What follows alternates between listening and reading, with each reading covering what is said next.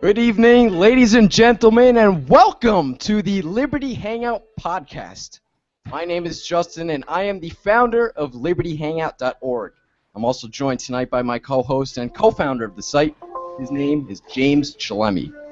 Tonight, we are joined by two rising musical sensations who will be duking it out in a capitalism versus socialism heavyweight debate.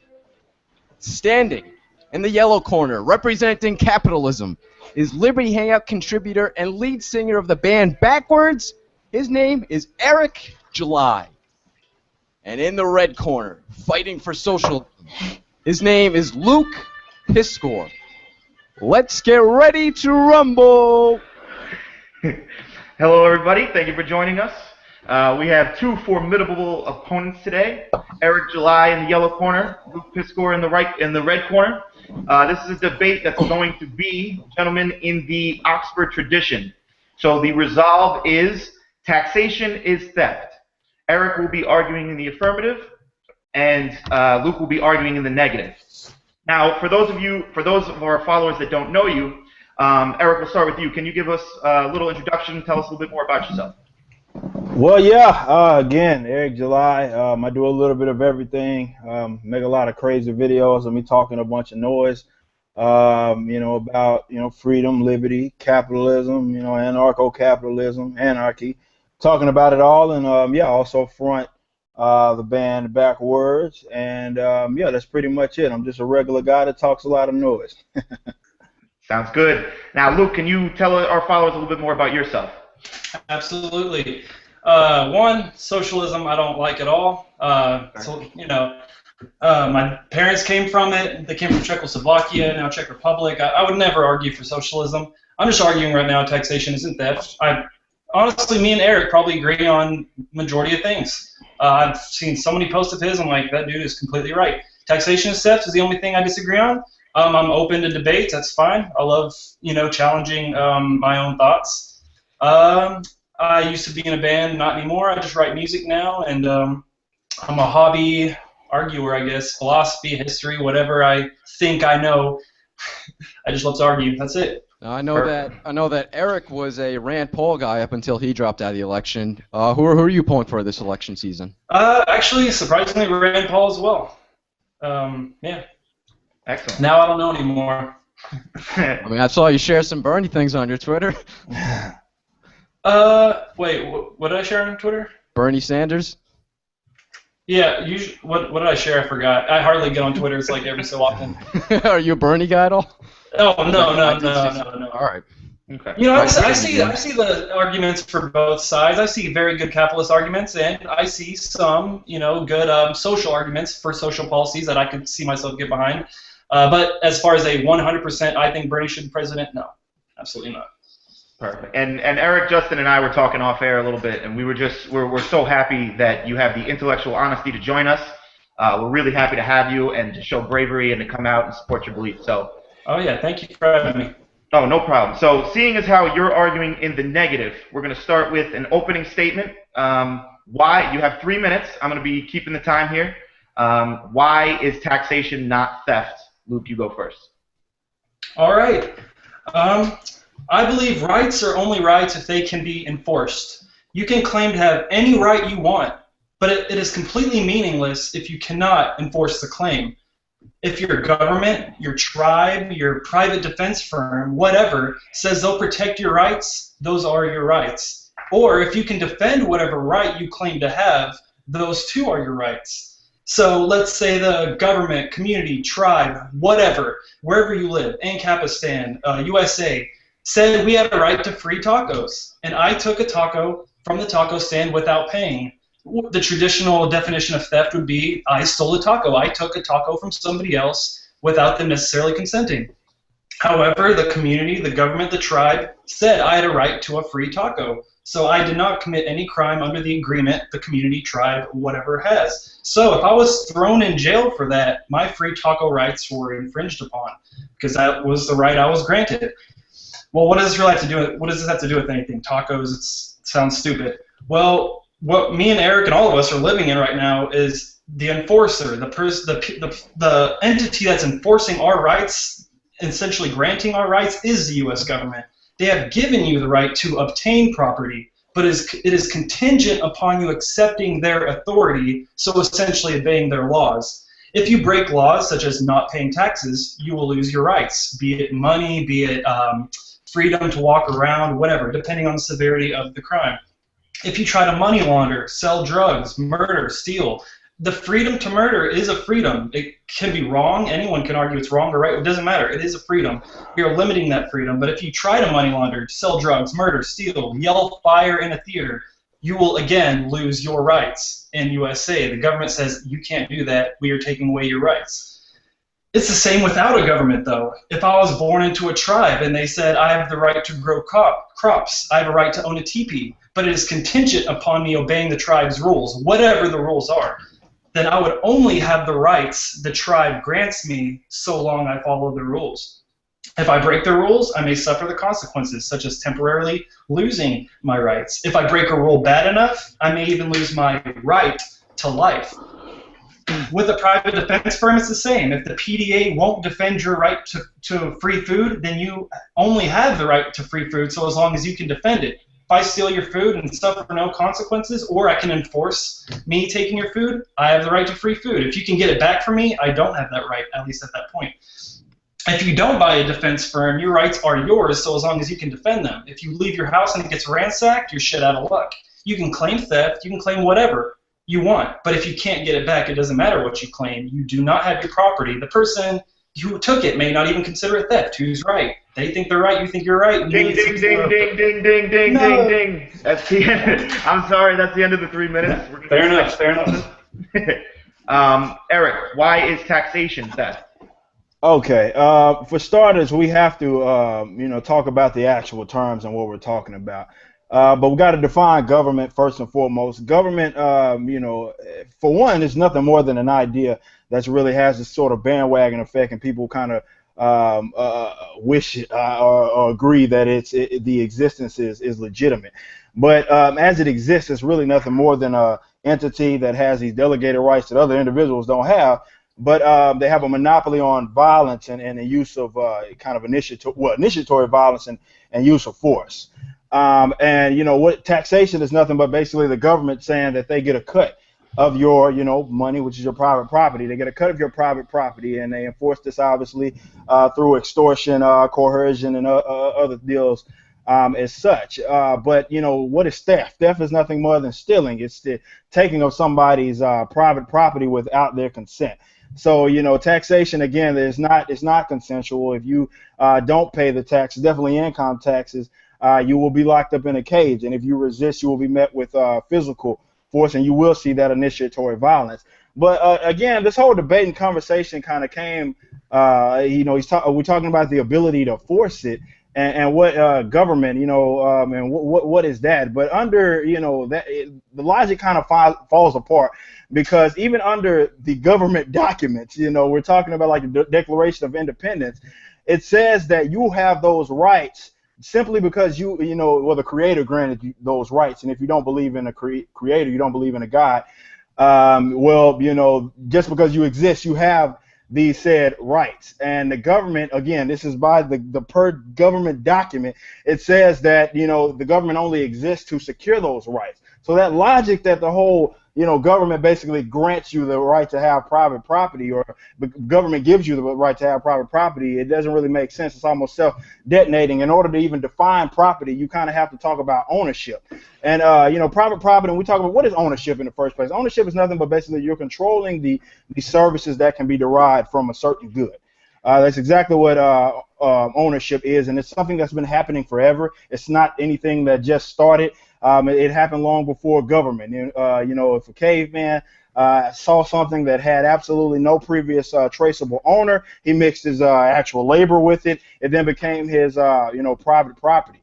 Again, it doesn't require any kind of legality. When we talk about private property through legality and what private property actually is, those are two completely different things. Just because the government said something does not mean it's right or legitimate or anything like that. At the end of the day, we talk about ownership and we talk about how people own themselves, essentially. And again, you're mixing your labor with these said resources. It's man at its natural state. You put a bunch of individuals. Ding. Those are two great opening statements, guys. I thought that was, you laid out the argument pretty well. Justin, you have any comments on the opening start? It's going well so far. All right, so we're going to move on to the second part. Eric, you get to ask Luke one question, and then Luke, you'll have 2 minutes to respond.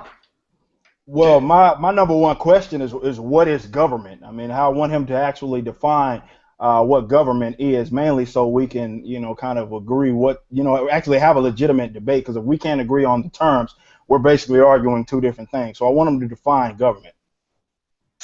Define government. That's rough because, there's a big government, there's small government.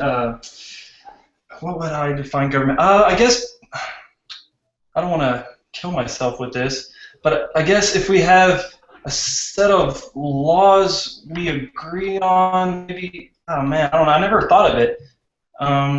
What is government? Does it need representation? An entity that governs, I guess. That I don't want to. I guess I'm using the own word for its definition. Something that guides, directs, enforces certain laws created by either the people and or a dictator and or however they come across those rules. They are the enforcer of the rules. Sorry, I actually never thought of the exact definition of government. I guess I could have Googled it right now, but... Okay. Now, Luke, you get to ask Eric one question, and then Eric 2 minutes to respond. Okay, my question can be as long as possible, right? Because that's a big lead up. Okay, I remember when we argued, Eric, for something to be voluntary, you have to have an option. If I either steal or get shot, I don't want to steal and I don't want to die, so that's not really voluntary, And I said, hey, if you don't like the United States government, you can leave. Well, you said, well, the other options are more government, so that doesn't really count as an option. Like, I'm trying to escape government. If I leave to a different government, that's not really an option. Fair enough. You could not have an income, not buy stuff. Again, that's not very. You want to be homeless, live. That's not. I agree. That's probably not a very good option. Who can do that? Who can live off the grid? It's not very. No one wants to live off the grid except for a very select few weird people. So the only option you have is to live in a government and pay taxes involuntarily. So my question is, could rent be considered theft? Because what if I don't consent? I'm not a communist, but many communists, many ANCOMs do not consent to private property. They were born into a private property system. They didn't sign an agreement saying, I agree for private property to exist. They were born into it. They were forced into it. Their only options to not pay for land, because they don't believe you should pay for land, or some don't. Their only options are live off the grid, which ANCAP says isn't acceptable, move to a land where you don't have to pay for land. Again, not acceptable, if even realistic. The only options they have are to pay for land. If not, they're going to be homeless, and they may die to the conditions, hypothermia, heat stroke. No one wants to live that. So the only option they have is to pay somebody money to live. They didn't consent to it. Is that not theft? Well, no. First of all, the first thing you mentioned, you talk about voluntary exchanges, and even if the outcome is possible death, I mean, this is just me being blunt as possible. That doesn't mean that it isn't voluntary. Now, me as an ANCAP, I want those ANCOMs to be able to live in a free society in which, if they want to, they think private property isn't a thing, they should be able to voluntarily have their own kind of commune. I am all for that. But when you talk about voluntary versus involuntary, like for example, in my apartment, I agreed to the terms in which I pay, I give them my private property, I guess my money, and I live under this, in my household. It was something that was agreed upon. I had plenty of other options. I could have easily went somewhere else. But you're talking about death. possible death because, or you're homeless and things like that. You're talking about nature and all of that, but that doesn't mean that it somehow became an involuntary exchange. It's not rent. Is not, again, if you have somebody that has a given space, whether they achieved through the homestead principle or they had a previous owner and they agreed to it, they're tending to that said land, and you agree with them to live within this land, and they, like me, I'm in an apartment, they take care of the lawn and all of this stuff. These are things that we agreed upon. So rent itself can't really be considered theft just because you have the option of passing away because you decided to be homeless of some sort. Again, going back to the fundamentals, I completely agree that those incomes or anybody should be able to live in that free society. But we're talking about voluntary versus involuntary, and rent, and me agreeing to pay a rent isn't involuntary. And yeah, I can't easily be homeless, but I can live and be homeless, So I mean, again, we're talking about voluntary versus involuntary. So that is exactly how I would answer that question. Ding, ding, ding, ding, ding. Perfect timing. All right, guys. So now Justin is going to ask Luke a question. Luke will have 2 minutes to respond. All right, my question for you, Luke, is do you believe that there's a such thing as an objective morality, or is morality subjective? Morality is absolutely subjective because we all say we have a right to life, right? I mean, most people would agree, I have a right to live, you have a right to, everyone has a right to live. However, when you see societies, under certain conditions, we don't give the people the right to live. Think about capital murder. Some people don't agree. A lot of people do agree. They believe if you do a certain act, you don't deserve the right to life. If somebody is trespassing and they won't leave, some people will agree that that person does not have the right to life. They're trespassing. Their life is not as important as my property right. Therefore, you may kill them if they do not leave. Self-defense, we don't call that murder. If someone's attacking you, you could attempt to injure them and run away, but if you choose to kill them, you said their right isn't as important as mine. So I do believe it's subjective. I do believe the majority of people agree on things, but just because the majority agree, I'm sure Eric would also agree, doesn't mean it's correct. Different contexts provide different outcomes for, is it murder? Does this person have a right to life or property, etc.?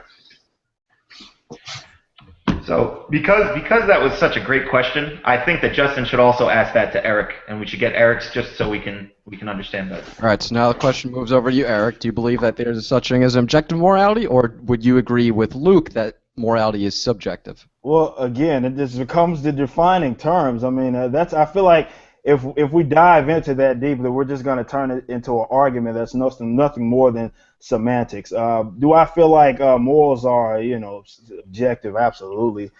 Mainly because, I mean, we generally agree that, I don't have the right to infringe upon your rights. Like, I can't go kill you. We generally, even the societies in which their own governments do that, they still understand it, as to be a kind of an immoral act, absolutely killing somebody.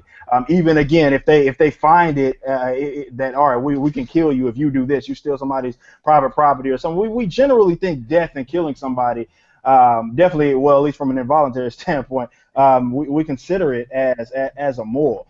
For whatever reason, when we start talking about government, we throw this logical consistency out the window. So I think that's what we need to talk about, is just the consistency of the matter. Because again, we generally agree that it's wrong for me to kidnap you, but for whatever reason, when we start talking about government does that to people on a daily basis. With taxation, if I don't pay taxes, they'll lock me up in a cage. They very well do that, and that's again, that's a non-violent, victimless crime. But again, if I do that to another individual, like if I do that to Luke, you ask generally every other person, they're going to say, well, that's wrong. You know what I mean? So again, for whatever reason, when we start talking about different entities, we start being inconsistent when we talk about morality. So I think morality itself is objective, but if you change the definition and we become kind of inconsistent with what we define it as, then absolutely anybody can say it's subjective. Just anything is subjective for that matter.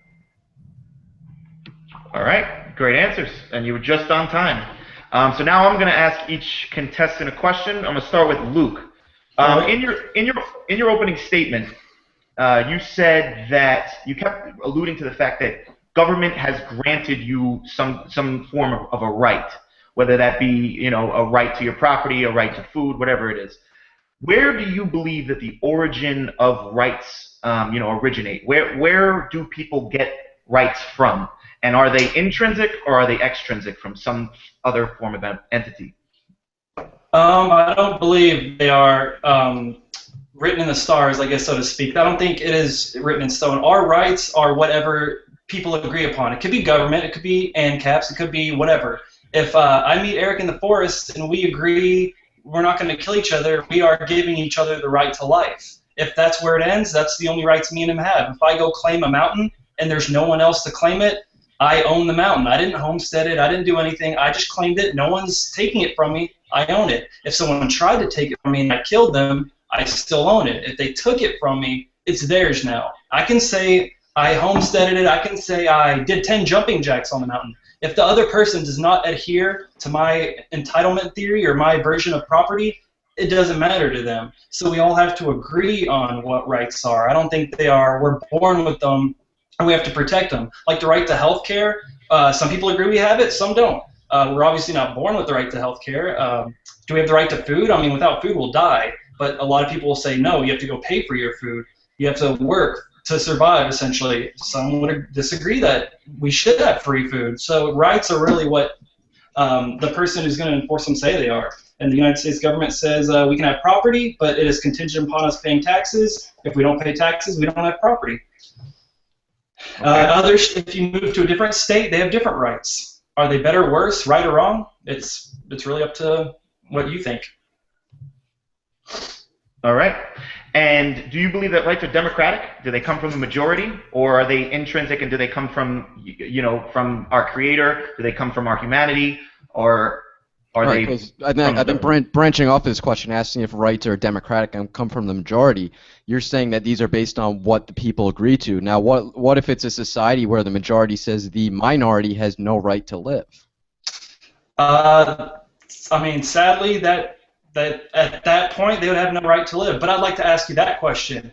Right now, we are probably doing something that 50 to 100 years from now, they're going to look back at us and say, holy shit, the government enforced, hypothetically, they allowed humans to have dogs as pets, like they enslaved them. Do dogs have rights now? This is hypothetical. It sounds silly to us. It sounds silly to me. I have a dog. I love dogs. But what if 100 years from now they're like, dogs have rights? I cannot believe 100 years ago they were enslaving dogs. These people are moral assholes. Like, I can't believe the government sanctioned this. It's like, are we evil people right now for holding dogs or killing cows? Do cows have a right to live? We say no. What if 100 years from now they say yes, cows do have a right to live? Are we evil murderers right now? Like, it's really so. I mean, it's what's right and wrong is subjective. I don't believe people should die, but if somebody kills me, then it doesn't matter. Well, I think the argument that Thomas Jefferson made in the Declaration of Independence and that libertarians make is that rights come from humanity. They come from our sentience. They come from the fact that we are a higher form of being. So the animal argument, I think, could be quickly refuted, especially when you think of the Descartesian argument, the I think therefore I am, and just human nature. But moving on, I thought that was an excellent answer. Moving on, Eric. Now, playing devil's advocate, we're brothers. We agree on mostly everything. We live in a society that and under a government that has allowed us more freedoms than I don't know if I could pull up one that would have relevance. You can pull up Icelandic tribes, and you can pull up certain things that were free, or even the government of Sweden. But what we are as anarcho-capitalists, we're asking people to give up a comfortable lifestyle that they live now. Some would say a free lifestyle, in which we have more freedoms than many of the governments that come after us and many of the governments that come before us have suppressed. What we're asking them to do is give up those freedoms in order to institute a theory that things won't break into chaos and everything won't go completely haywire. Why should, if you could give a 2-minute pitch, why should people give up on the idea of government, the idea that taxation isn't theft, and move more towards a free society? Well, I mean, they should do it. I mean, if they just want to be logically consistent, they should do it. Look, the government exists, and you talk about, freedom and securing freedoms. That's what our founding fathers thought that was the government's job, was to secure freedom. But out of consistency, we're talking about people. They generally say that, all right, well, government has to exist because we will ascend into chaos. But just out of sheer logical consistency, for that same reason, you have to fear government. You have to absolutely fear government, because what you are saying is that man, interacting with other men, it's bound for corruption, it's bound for chaos, it's bound to ascend into violence and things of that nature. Government grants these same individuals. They don't just magically change. Government, they don't get magical powers or anything like that. Government is just an entity that gives those same individuals a monopoly on violence. So for whatever reason you don't fear government, you have to absolutely fear government as an entity itself if you want to maintain some type of consistency. When we talk about Stalin, we talk about Zedong and Pol Pot and the infamous Hitler, these guys alone have killed more people than any private entity has ever done. And that's because, again, government over this said region, they are able to they created the most or committed the most blatant forms and the largest forms of human atrocities ever in existence. You don't have to take my word for anything. You can just go look it up. It's a simple Google search will do it. I mean, you don't see private citizens annihilating millions of people. You see governments doing that. It's because you're granting those same individuals that you say are bound for corruption, and they're going to do these evil things, and they're chaotic in nature. You're granting them the keys to this monopoly on violence. So if anything, government is nothing more than an attraction to those kinds of people. Those same ding. It's an excellent answer. I think you really covered it. So now we're going to move into the last part, which is the closing statement. And I'll give each contestant 3 minutes. Since Luke started, we're going to give Eric the 3 minutes first to go with your closing statement. Before we jump into closing, if you don't mind, I just said, since we're only half hour into, maybe you can go a little longer. I just had one question that I wanted to ask each of you gentlemen, and let's start off with Luke first. Luke, I'm going to ask you, do you believe that the services of government can and should be privatized? Certain things, like I mentioned earlier in the beginning, I'm a hobby researcher thing. I don't dive as deep as Eric. I don't read as much as Eric. Eric's very educated. He educated himself a whole lot. I do believe a lot of the times the private sector does get it right. But with things that have, what's the economic word, externalities, is that right? Such as roads, such as armies, if America became Ancapistan but no one else did, what stops China from taking us over? I don't know. Maybe the private defense firms would get together and stop China, maybe not. Maybe they'd collude with them, I don't know. But, an army willing to protect the rights of the sovereign nation that protects everybody, because, if you don't pay into it, what is it? What is it? What's that called? Do you know what I'm talking about? If you don't pay for it, but you still get the service? The net benefit. Yeah, but there's you can't charge for it. Right. The freeloader problem, I think is what it is. Yeah, no matter what, the army can't protect 70% and then have the 30% killed off. It has to protect everybody. The only way it can do that is to take taxes without consent from people. And Eric, would you like to respond to that? The Austrian, we always talk about Austrian economics and things like that. First of all, if you find me an anarchist or an ANCAP or anything that wants to act as if he has the world figured out, I will show you an authoritarian. I am not going to sit here and pretend like I know everything, like I know if the government was abolished tomorrow that, I know exactly how the setup would be. I can only tell you what exactly I advocate for. But I can understand the fear and I can understand the uncertainty. But, just, again, going back to logic, I mean, much of our army exists as it does. Now, it's not a draft right now. We don't participate in a draft. These guys are entering the army voluntarily. So I don't understand why out of I guess nowhere, people are going to just stop wanting to secure each other or stop wanting to help each other secure. Like when we say we want the government abolished, we're not saying that we don't want co-ops or anything like that. We don't want cooperation. We don't want security, and that is absolutely not what we're saying. We're just saying that it's wrong to extort people to pay for these entities. Who's to say that people won't voluntarily still pay for these militias and standing armies and things like that? So I have definitely in America. You live in we're in Texas, man. You know how passionate people are about protecting their own entities and things of that nature. So I understand where people are getting at, and it is admirable if you think that's what our army is doing. But in all honesty, that's not what they're doing. They're not protecting. They're over there bombing innocent men, women, and children. But again, it's just not to say that security just goes out of the window. Will there be a question of how it gets paid? Absolutely. But it's not to say that we won't figure it out. We figured out how to, develop a freaking iPhone. Like, what makes individuals think that we won't figure out? All right, well, damn, we got to protect ourselves from foreign invasions and things of that nature. So again, it's an uncertainty, and I'm not going to pretend like I know exactly how it's going to happen. But if you just look at how people want to, I protect my family and I want to protect them, and our army, again, it's not paid for voluntarily, but people participate in it voluntarily. That's not just going to go out the window just because we don't have people extorting people to pay for it. And to speak to Luke's point, because I actually wrote my undergraduate thesis on privatizing police, military, and courts. And it is a weird thing that we never think about, like how could this get privatized, and what would replace this. But we do know that wars, historically, are started because one government is trying to take over another government's tax base.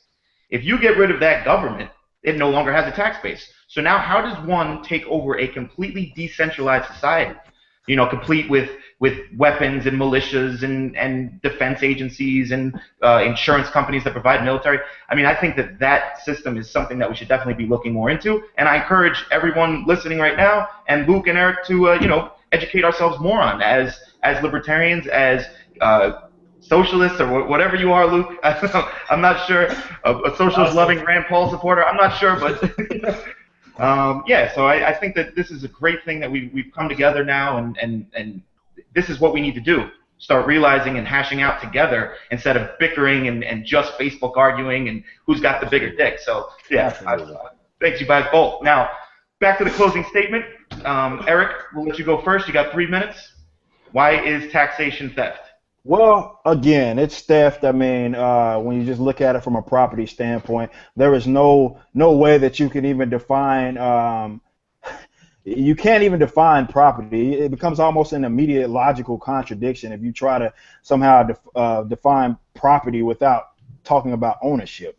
And you can't really talk about ownership unless you talk about the individual and him owning himself, and what makes that individual, how does he own himself? And to say that an individual, to be against, things such as private property is to say that an individual doesn't own himself, and that is a blatant advocacy for slavery. That's blatant advocating for slavery, and that's exactly what it is. But again, just going back to the point, taxation absolutely is theft. Government has this illegitimate monopoly on violence and use of force. I didn't sign any kind of, I mentioned the Declaration, but I didn't sign that. I didn't sign any kind of Constitution. I don't want to be rolled over. At the very least, you can give me some type of, opt out or something like that. But they don't. They have this illegitimate monopoly on force and initiatory violence, and they're ready. We saw what happened to, Eric Garner, for crying out loud, over a cigarette tax. They will inflict that and enforce that with force and initiatory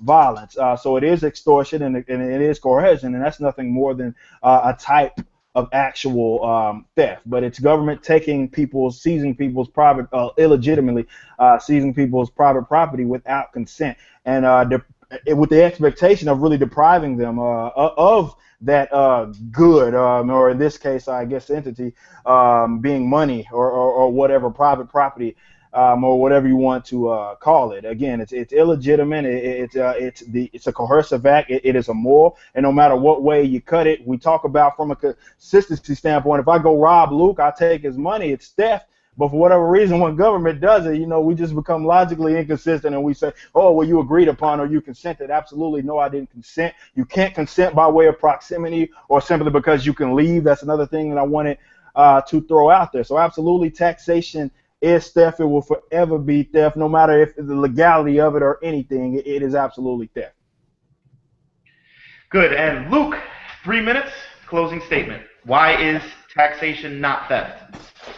Taxation isn't theft because you have to prove that you owned something that was stolen from you. And to prove it, you need to have either people that recognized it and or enforced your right. I could say I own Mount Rushmore. No one would give a shit. They'd be like, no, you don't. I don't own Mount Rushmore, no matter how much I say I do. If I tried to take it over, the U.S. government would put a gun to my head and say, you don't own that, Luke. That is not your right. We don't grant you that right because you live in the United States. We grant you the rights we say in the Declaration of Independence. We grant you the rights we have in court systems of precedents we set. But if you try to do anything that you claim is your right, even if you have logical reasoning behind it, we're going to deny it. It would be the same in a tribe. If a tribe says I have to give them 2 bushels of corn in order to live in a teepee, if I don't do that, then I don't get to live in the teepee. Does that mean they're stealing corn from me? I could go to a different tribe, but they are essentially, rights are not set in stone. To prove natural rights, you have to either go to a god, which you can't prove, or you have to use a subjective morality, or you have to use a legal term. But if you're using a legal term, you're using government precedents to define theft. So in order to figure out what rights are, people have to agree upon it, and it has to be enforced. The government is our enforcer. People bigger than me could take my property. However, with the government here, people bigger than me cannot take my property because they have to answer to the government. But in doing so, I have to pay them taxes to have property rights. If I didn't, then the government would not protect my rights anymore. They are the bigger force. If I tried to claim my own property, they would overtake me. My property would be their property because I tried to go against the force bigger than me. So essentially, you can't have rights without submitting to the authority granting you those rights, because you cannot objectively prove you have rights without submitting to some. Even Locke submitted to God. He had a theological argument to prove why natural rights happen. If you don't believe in that God, do you not have those natural rights? It has to be agreed upon whether you think it's moral, just, whatever. And that's going to wrap up our formal debate here tonight. Thank you, gentlemen, for coming on. I think both of you guys presented some really unique perspectives and raised some valuable points. Now, I just wanted to ask each of you, what are some points from the other that really stuck out to you that you agreed with, and what are some that you disagreed with and think that they should reconsider? Well, I agree. Even on what he's talking about, what Luke's talking about with morals being subjective. Again, this is nothing more than semantics. I agree in the sense that yes, if you're enforcing or the enforcer, if you have the ability to enforce it, you're more likely to subject or I guess obey said rights or whatever. But what I'm saying and what my entire argument has been is that does not make it legitimate in any way, shape, or form. So we know, what he's explaining, and I agree with that. He's explaining what happens, and I understand that. What happens. I understand that the government isn't an enforcer. I completely understand that. But with my argument, my entire argument, when talking about taxation and stuff, I'm saying that it's completely illegitimate. I know that if I, say this cup is my private property, and somebody comes in here and says that it's not, again, I have to be able to, I guess, enforce it if he is willing to use force or something. I got to be able to use self-defense. I understand. We understand all of that, and I don't think I'm arguing that. I'm just saying that it's illegitimate. The government doing that and that entity doing that is illegitimate, and it's a coercive, and it's extortion, and all of those moral things that we, again, even societies that practice this, and say that their own governments are killing their own people. They generally say that from a consistency standpoint, they're not consistent at all, and they will say yes, killing somebody is generally wrong, but for whatever reason, they just think government can throw it out the window. So I agree with the points that he's making. I'm just saying that government's still legitimate. All right, and I just wanted to chime in before Luke talks here.